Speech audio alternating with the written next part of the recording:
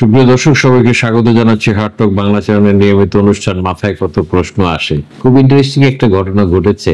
প্রতিবেশীদের মধ্যে একজনকে অন্তত ভারত বন্ধু হিসেবে পাচ্ছে বলে মনে হচ্ছে। সম্প্রতি আফগানিস্তানের যে পররাষ্ট্রমন্ত্রী আমির খান মুত্তাকি এই মুহূর্তে ভারত সফর করছেন এবং নরেন্দ্র মোদীর সাথে সাক্ষাৎ হয়নি, সম্ভবত হবেও না, কিন্তু পররাষ্ট্রমন্ত্রী এস জয়শঙ্করের সঙ্গে তার বৈঠক হয়েছে। পরিস্থিতির একটা ব্যাপক উন্নতি ঘটছে দুজনের বন্ধুত্বের মধ্যে। বন্ধুত্বের কারণও আছে। কারণটা হচ্ছে যে দুইটা কারণ। একটা হচ্ছে যে সম্প্রতি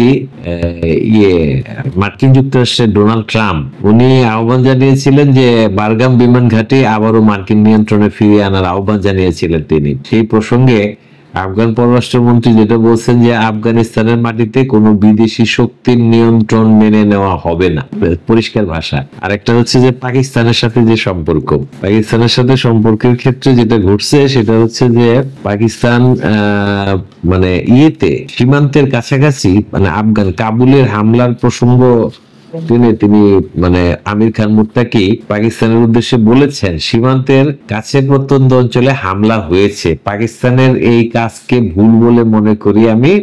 40 বছর পর আফগানিস্তানের শান্তি ও অগ্রগতি হয়েছে। আফগানদের সাহস পরীক্ষা করা উচিত নয়। বেশ সাহসী কথাবার্তা।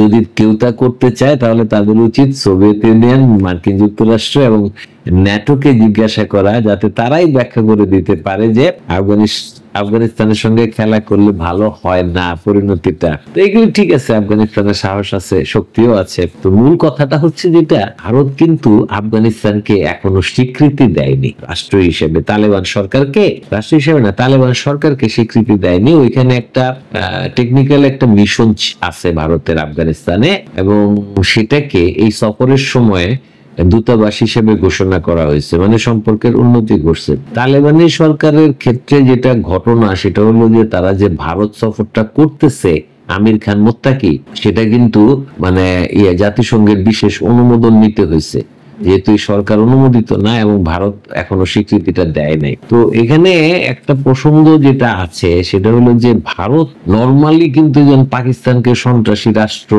এরকম একটা করা, বাংলাদেশ সম্পর্কেও তাদের মনোভাব খুব একটা যে পজিটিভ এরকম বলা যায় না। তবে ইদানিং সম্পর্কের কিছু উন্নতি ঘটতেছে। আগের সেই জমানা তো আর নাই। সে এখন বাংলাদেশ এখন তো মানে বেশিরভাগ ভারতের প্রতিবেশীদের মধ্যে বেশিরভাগ জায়গায় যেটা ঘটছে সেটা হলো যে ভারত বিরোধী একটা মনোভাব কাজ করে। তো কাজ করে এটা মূলত ভারতের কারণেই হয়ে থাকে। তাদের মধ্যে একটা দাদাগিরি দেখানোর একটা মনোভাব আছে। তারা যেভাবে বলবে সেইভাবেই সবকিছু ঘটতে হবে, এরকম কিছু বিষয় আছে। পাকিস্তান কেন ওই যে সার্ককে ওইখানে সামরিক স্থাপনা করতে চাচ্ছে, বাংলাদেশ কেন লালমনিরহাটে বিমানবন্দর তৈরি করতে চাচ্ছে, যে তাদের নিরাপত্তার জন্য হুমকি, অভ্যন্তরীণ বিষয়গুলিতে ভারতের এক ধরনের হস্তক্ষেপ করার প্রবণতা দেখা যায়। এই সমস্ত কারণে এই ভারত, পাকিস্তান, শ্রীলঙ্কা, নেপাল, মালদ্বীপ এই সমস্ত দেশে ভারত বিরোধী মনোভাব খুব মানে তীব্র। তো এটা নিয়ে ভারতের ভিতরেও আলোচনা হচ্ছে। এটা নিয়ে সবাই তো আর মোদীর সমর্থক না। যারা একটু সহজ চিন্তার মানুষ বা চিন্তা করে সবার সাথে ব্যালেন্স করে চলা দরকার, তাদের মনে হচ্ছে যে এই যে আমেরিকা যে চাপায় দিল ভারতের উপরে, করের বোঝা চাপায় দিল, চাবাহার বন্দর একটা নিষেধাজ্ঞা জারি করলো। এই চাবাহার বন্দর কিন্তু আফগানিস্তান এবং ভারতের দুইটা দেশেরই একটা বড় বাণিজ্যের একটা মানে উপায়। এই চাবাহার বন্দর দিয়ে বহু বাণিজ্য তাদেরকে করতে হয়। তো মার্কিন নিষেধাজ্ঞার কারণে এটা দুই দেশই ক্ষতিগ্রস্ত হচ্ছে এবং দুই দেশেরই একটা প্রধান শত্রুর জায়গায় চলে আসছে পাকিস্তান এবং যুক্তরাষ্ট্র দিয়ে। এই জন্য তাদের মধ্যে সম্পর্কের উন্নতি হচ্ছে। কিন্তু এখানে নৈতিকভাবে যদি দেখা যায়, তালেবান সরকারের বিরুদ্ধে কিন্তু ভারত সবসময় ছিল। তালেবানরা সন্ত্রাসী, তাদেরকে স্বীকৃতিও এখনো পর্যন্ত দেয়নি, দিবে কিনা সেটাও বলা মুশকিল। তবে দূতাবাস যেহেতু স্থাপন করছে, সরকারকে স্বীকৃতি দেয় নাই, দূতাবাস স্থাপন করছে। এটা একটা অদ্ভুত ব্যাপার। মানে শত্রু আমার বন্ধু, সেখানে নীতি নৈতিকতা কাজ করে না। পাকিস্তান সন্ত্রাসী রাষ্ট্র, তারা এই করতেছে সেই করতেছে বলে মুখে ফেনা তুলে ফেলা হচ্ছে, বাংলাদেশে জঙ্গিবাদের উত্থান হচ্ছে, এরকম হচ্ছে, সবকিছু বলা হচ্ছে। তাহলে আফগানিস্তানের সাথে বন্ধুত্ব করতে বাধা নাই। মানে যেখানে স্বার্থ আছে সেখানে এই সমস্ত নীতি নৈতিকতার কোনো প্রশ্ন নাই। একটা অদ্ভুত ঘটনা বলে এই আজকের আলোচনাটা শেষ করি।